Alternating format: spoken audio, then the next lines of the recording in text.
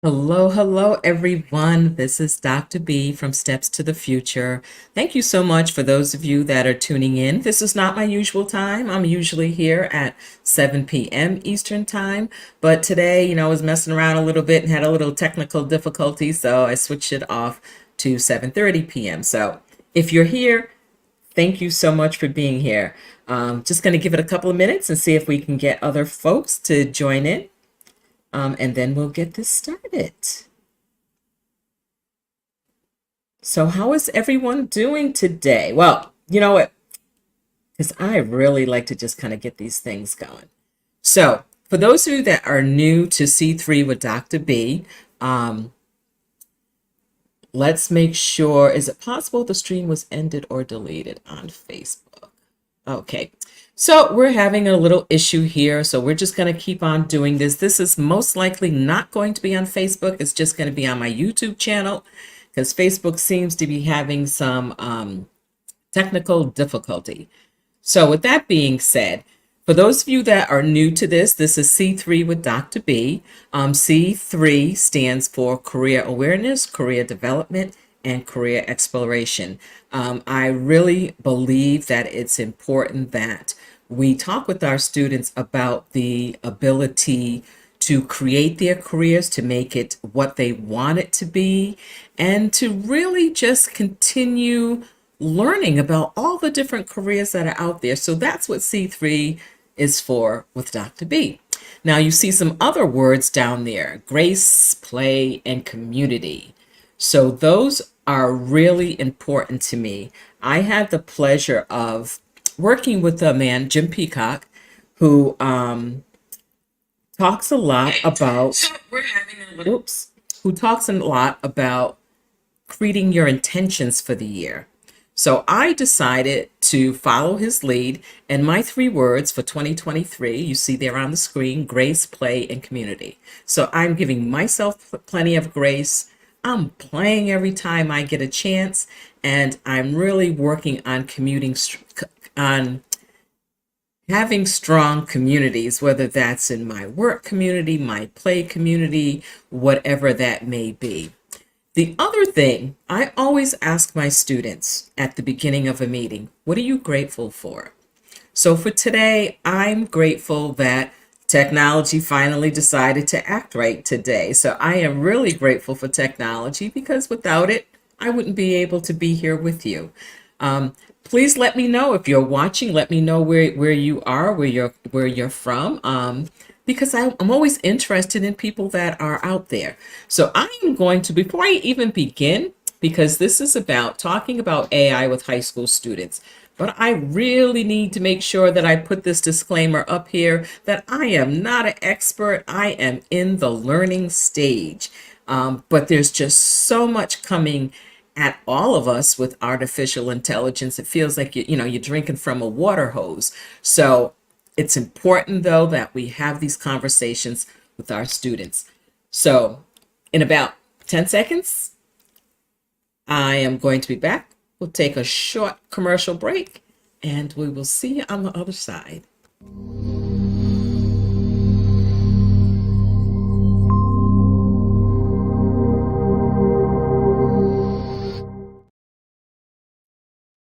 Hello, hello. We are back again. And remember, those of you that are out there watching, if you have any comments, you want to join in the conversation, please do so. So, we've all been hearing about AI, artificial intelligence. Now, it's been around for a while, so it's not like it's something new. But in November of 2022, actually, I think it was November 30th, 2022, ChatGPT was released to the public. It was like release the Kraken. That's what it felt like, because all of a sudden this has become the topic of conversation everywhere. I can't even keep track of the number of webinars that I have done, the number of articles that I've read about artificial intelligence, following people on LinkedIn who are experts on this topic, and just really trying to dive in and figure out how, first of all, how can I use it personally and professionally? And then deciding how am I going to use this with my students. So let's talk about that. We'll start with that first. And parents, I hope you're listening. This is part of the conversation that we need to be having with our students. So I'm not going to go into what, ChatGPT is and what AI is, because I am actually going to give you some resources in the show notes, which will probably be ready towards the end of the week, so that you can do a little exploration. And I'm sure most of you have probably already started exploring. But it's important that we have our conversations with our students about using all of these tools. In particular, for me, in the work that I do, one of our concerns is students have to write college essays. We want the essays to be the student's work. We want it to be the student's voice. And then here enters AI. So how do we work with our students on using AI? Because it's not going away. And I really think, and many of my colleagues agree with me, that it's important that we help students learn how to use it in an ethical manner. So some of the things that I would recommend to students is that maybe use it for brainstorming. Sometimes when you're trying to come up with an essay and you're not sure about the topic or how to get it started, and if you just had some bullet points or something, it might be something that could help you. So it might be something that you could use for a brainstorming activity. It is really important to remember, because this is what I've definitely been learning as I've been doing all these webinars and professional development about AI, is that AI, well, I shouldn't say all AI. Sometimes you will put something into an AI search engine or platform or tool, and it may not give you completely accurate information. So again, it's really important for students to learn how to use these tools properly. Now let's get back to students writing their essays. One of the things I have learned over the years in working with students, whether it was as an independent educational consultant or as a high school counselor back in East Providence, Rhode Island, it was, you got to know your student's voice. When you read pieces that your student had written, just talking with their teachers and just getting to know your students, you get to know their voice. So when I get a draft of an essay and we're working on it, we're looking to make sure, first of all, it stays in the student's voice. We want to make sure that there's clarity to it. We want to make sure that they're answering the prompt, and of course, all the conventions like punctuation and grammar and what have you. It's very easy for students to want to use ChatGPT as a shortcut to write it. I highly, highly discourage doing that. So let me give you an example, and this is pre-ChatGPT or AI or whichever one of the tools you're using, because it's almost like ChatGPT is almost similar to like when we talk about Kleenex. There are so many different brands of tissues, but we always say Kleenex. So there are so many different types of AIs, but people always say ChatGPT, but there are many more than ChatGPT. So for example, one of my students, and this was probably about 9 to 10 years ago, was writing his essay for his personal statement and was struggling with it a little bit. So we were on like a draft, maybe 3 or 4. And at our next meeting, I get an essay that I'm like, wow, but this is good. But I knew right away it wasn't the student's writing, because first of all, it did not sound like a 17-year-old young man. The vocabulary wasn't that of a 17-year-old, and it wasn't in this student's voice. So as we started talking about it, I said, hey, your essay is a lot different than the other 3 drafts that we worked on. And yeah, I really worked on this and what have you. So I read one of the other drafts, previous drafts, out loud, and then I read the new one. And I said, so let's talk about this. Do these sound like the same person wrote them? And he's like, yeah. And I said, okay, I'm just going to be upfront with you. This sounds like someone else wrote it. This does not sound like you at all. And as we kept talking, finally, he confessed and said that someone that he knew, actually at a church that we used to attend, had helped him with it. And I said, yes, it sounds like a 50-year-old woman. It does not sound like a 17-year-old young man. And if I can pick that out, you can believe that admission readers, admissions officers who are reading your applications will certainly be able to tell the difference. So again, use your own voice. And parents, let your child use their voice. This is their opportunity to adult. You see my sign up there. I can't adult today. It's been a crazy day. Been a crazy couple of days. But let your students go ahead and do what they need to do. Yes, it may not be like you want it to sound, or right. It may not be written the way you would write it, but they're not you. They're high school kids. They need to write in their own authentic voice. So let them do that. So I've been playing around with it. So in my professional life, I'm one of the things that's on my plate is I am president of the North Carolina Career Development Association. And we needed to create a diversity, equity, inclusion statement. And we were working, we were talking about how is the best use of our time to get this statement written. Finally, a few of us decided, hey, you know what? This might be an opportunity for us to use artificial intelligence and see what it comes up with.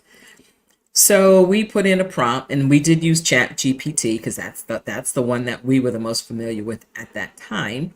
And we put in a prompt and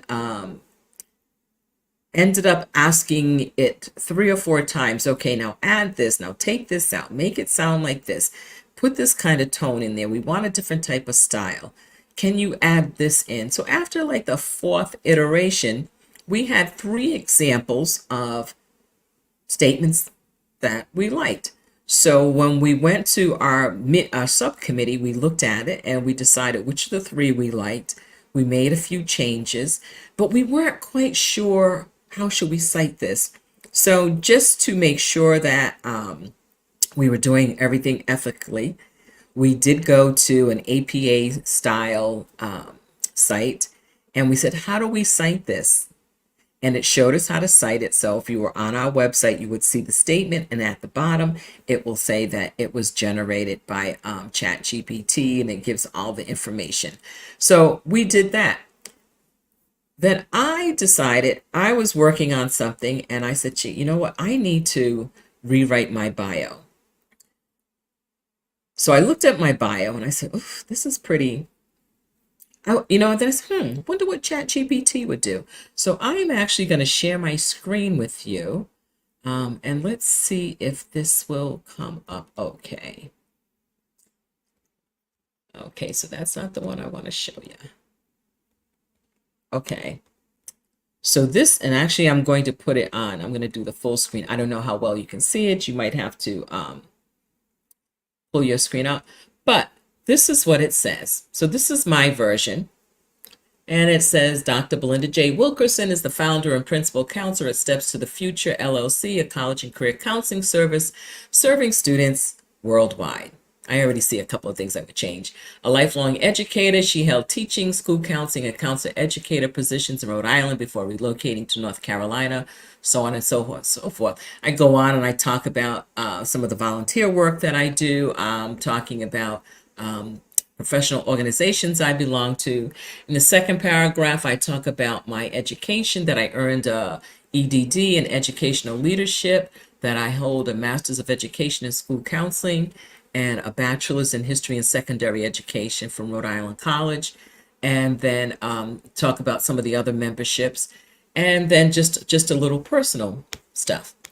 So I put it into a ChatGPT, and I said to ChatGPT, well, this is what I'd like you to do. I did a cut paste, put it in there, and I said, hey, can you take this bio, make it a more narrative style, make it flow better, whatever that meant, and just give it a little, just revise it so that it sounds more, I don't know if I said the word lively. I'll have to go back and look at the prompt to see what I actually said. And this is what it gave me. So this is my ChatGPT version. So let me go back to sharing the screen for you. So this is the ChatGPT version. And there's a little hyperbole in here, so I had to go and change some things. It said, Dr. Belinda J. Wilkerson is an esteemed educator and visionary leader, distinguished as the founder and principal counselor of Steps to the Future, LLC, a global college and career counseling service. With a lifelong commitment to education, she has held roles encompassing teaching, school counseling, and counselor education in both Rhode Island and North Carolina. Currently an adjunct professor at Providence College. Within the school counseling program, Dr. Wilkerson's influence extends beyond the classroom. She previously served as chair of the Board of Trustees for the Cumberland County Public Library and Information Center, and presently holds the role of vice president for the Cumberland County Friends of the Library, a testament to her dedication to fostering learning and community engagement. And it goes on and on. It talks about, furthermore, Dr. Wilkerson's involvement in promoting inclusivity and diversity is both noteworthy and inspiring. She is an essential member of the Independent Educational Consultants Association's Inclusion, Diversity, Equity, and Accessibility Committee, and is co-founder of the Black IEC's Affinity Group, a testament to her commitment to fostering a more inclusive educational landscape. Education stands at the core of Dr. Wilkerson's achievements. She earned her EDD in educational leadership from Johnson & Wales University, reflecting her pursuit of scholarly excellence. Additionally, her educational background includes a master's in school counseling and a BA in history, secondary education. And then it ends with, for those eager to connect with Dr. Wilkerson and tap into her extensive expertise, her LinkedIn profile can be found at, and then in the note it says, this revised bio offers a more narrative and concise approach, highlighting Dr. Wilkerson's achievements, leadership roles, and commitment to education and inclusivity. It combines various accomplishments into a coherent narrative flow for enhanced readability. So that is my new bio. As I said, I went in and I changed a couple of words because I said, ooh, there's a little hyperbole in here. I mean, they got really excited about some of the stuff. So I said, well, let me not put all of that in there. But again, that's a way that I'm using it personally. Students, I know teachers are talking to students about the use of it. And this is one of those questions when you go on a college tour or you're doing a webinar with an admissions person, if you're doing any of the NACAT college fairs, whether in-person or the virtual ones, please ask the question, what is the school's policy on artificial intelligence? Now, many schools may say they're still trying to figure it out. And I can certainly understand that because, this is new in this realm for many of us. So I can certainly understand college is still figuring it out. Now, one of the things that I was able to access is a document that was started by a professor where he was asking other professors to share what their policies are going to be for their classes. So for some schools, they're saying, okay, you need to have an AI policy. Now, as you heard when I was reading my bio, I'm an adjunct professor at Providence College. I'm teaching the career information class for school counselors on Thursday evenings starting next week. So that's coming up really soon. And one of the things I have to make sure I have in my syllabus this semester is a statement about AI. What is my AI policy? So I'm using this document to help guide me and by seeing what other instructors and professors are saying. Right now, this document is 45 pages long. So there's a lot of information here. And again, it runs the gamut from no use of AI at all. It will be considered plagiarism to happy medium, to a medium where it may say you can use it for brainstorming, you can use it for this, you can use it for that, but you cannot use it in your final copy. Most of them talk about if you're using AI, you have to properly cite it. And some go so far as to say, whatever sections, you have to put it in quotations and you have to note it just as you would note any other resource. So this is one of the things that's going to be really interesting. So for seniors, if you know someone in college that's currently in college, reach out to them and ask them to share the syllabus of one of their classes, or maybe more than one of their classes, to share the syllabi with them, with you, so that you can see how professors that they have are handling this AI question. It really would be good for you to see this because you're going to be part of this in another year. So that this time next year, high school seniors will become first year college students, and it's really important that they have an idea of where this is all going.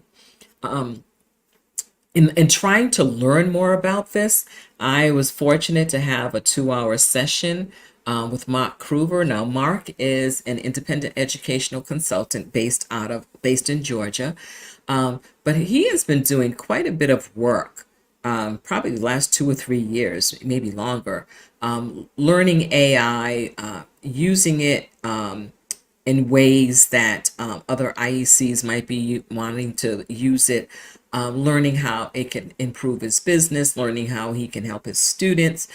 So I was fortunate enough to be able to do a 2-hour session with Mark. I thought it would be about 30 minutes. We ended up being 2 hours. And we really talked about ChatGPT and Jasper. Jasper is another AI. It was like, for me, it was like drinking from a fire hose, but at the same time, it was so exciting to see the possibilities. Now, there's always a dark side to all of this because anytime we have something, people are always using things for evil. But in the meantime, we need to figure out how we help our students use this. So Mark Kruver is a great person to reach out to find out a little more about this. And as I said, I am going to be putting some links to other AIs in the show notes so that you can just go and research them and use them to your heart's content and have those conversations with your high school students about using artificial intelligence. One of the other things that I did recently, another webinar I did was with the National Career Development Association. And it was, will AI replace career professionals? So now, it's like, whose jobs will go away because of AI? And one of the most important things that I heard in that session is that it will be task replacement, not job replacement. So again, AI may be trained to do a particular task in someone's job description, but that whole position, that whole job will not go away. So again, it behooves all of us to learn how to use AI because it's going to affect us in our workplaces, probably maybe in our personal lives, depending upon how we may be using it. And it's important to know how to do it. So any questions, any comments? I know there are a couple of people out there, who are lurking in the background. It's always nice to know who's out there and who's listening. I'm not going to talk too much more about AI because, as I have on the ticker tape down there, I am not an expert. I am definitely in the learning stages, but I think it's so important because our students are going off to school, and right now they're in the throes of writing essays, and we really want to make sure that they're doing everything in an ethical manner. Because one of the things, remember, when you send in your application, you're signing off that this is your work. So I just want students to be aware of that. And as I meet with my students, we're going to have more conversations about AI and how they can use it in the most ethical manner possible. So with that being said, one of my absolutely favorite things is to always, and I'm just actually going to stop the little ticker for now. I always like to talk about what I'm reading. This past week, I had the opportunity again to go to another author's talk, which was sponsored by the Friends at the Cumberland County Public Library. And it was a local author. Her name is Kiana Alexander. And the book, her newest novel, is called Carolina Built. And it's right here. So this is Carolina Built for you to see. And this is about a woman named Josephine Leary. And it's based on, and she was a real estate magnate. So she's a real person. So there's quite a bit of information in here. I can't wait to really dive into it. And one of the things that was so interesting in talking with Miss Alexander, she talked a lot to us about the importance of doing really good research. So remember, when you're using artificial intelligence, some of the tools or platforms may give you inaccurate information because, first of all, they're they're pulling their information from what is already out there online. So it's important to remember, got to check your facts. And she talked to us about doing your research. So again, this is Carolina Built by Kiana Alexander. And I also want to kind of end up. So I asked my students two questions. At the beginning, I told you I always ask my students, what are you grateful for today? The other thing I ask my students is, what are you doing for self-care? What are you doing for yourself, either physically, mentally, spiritually, emotionally, whatever? How are you taking care of you? For me, a lot of times it's reading. Love to read, love to work out. If you follow me on, well, I'll have to put it on my business Facebook page or on Instagram. But I had a session today with my trainer where I was doing some serious shoulder presses for me. So I love weight training. But I also, like I said, love reading. And Miss Alexander also happens to be the author of several romance novels. During COVID, I started back to reading romance novels because I just needed to read something that wasn't so heavy. So here are two of her romance novels. This one is called Can't Resist Her. And this one is called Can't Let Her Go. Now, she told us a wonderful story about someone coming up to her and telling her how much her romance novels helped her when she was in her battle with cancer. So all the time this woman was going for treatments and what have you, she would read one of Miss Alexander's romance novels. So I love romance novels. I find them a good way to just de-stress and to read about something that isn't so heavy that it's got my head spinning. So again, Carolina Built by Kiana Alexander. I hope you guys run out and buy a copy. She's local here in Fayetteville, North Carolina. And I also want to remind you, if you would like to, and I hope you do because I'm trying to build my numbers, please subscribe to my YouTube channel. So typically the YouTube channel, these videos will also be on the YouTube channel. Every now and then I put some other ones on there. So subscribe to my YouTube channel. You just go to bit.ly/stepcc or just look for, Dr. B Steps to the Future on YouTube. And I would love to get my subscribers up and pass it around, pass it on to other people that you know. If you have a high school senior right now, my numbers, I'm getting booked. I have room for maybe 2, maybe 3 tops seniors. Because what we're seeing is that sometimes, seniors just need some extra help. So if you have one of those seniors who is looking for some additional assistance with their college applications for this year, or juniors and seniors, please reach out to me at Dr. B at stepstothefuture.com. I would love to be able to assist your child, your student, through the college application process. As you know, my tagline is helping families eliminate random acts of college planning, and that is certainly what I want to do. I thank you all for being here. And again, I'm going to put this little ticker tape down here because as people are watching this on the replay, I talked a little bit about AI because that's what I know about AI, a little bit. And I'm not an expert. But it's one of those things that we need to talk to our young people about because it's here. It's like I said, it's like, release the crack and it's out there. It's not going back. It's not going away. And we need to make sure that our students understand the ethical considerations when using these types of programs. So as I said, I will put a list of resources in the show notes that probably won't be there until maybe Thursday or Friday at the earliest. If I get it in earlier, great, but don't look for it until Thursday or Friday.